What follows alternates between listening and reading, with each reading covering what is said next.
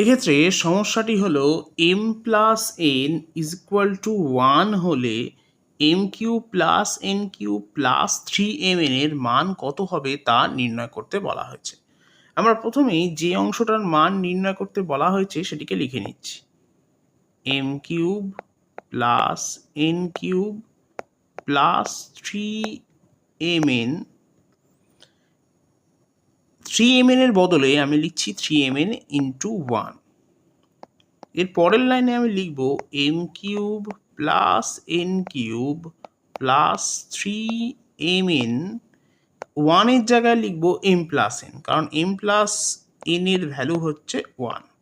এখন এই যে অংশটা আমি পেলাম এটা একটা সূত্র, এটা হচ্ছে m প্লাস n এর হোল কিউবের সূত্র। এখন এর মান আবার 1, তাহলে 1 এর কিউব আমি পাচ্ছি আলটিমেটলি, তাহলে 1, অতএব এর মানও হবে 1। অতএব অপশন বি হলো আমার সঠিক উত্তর।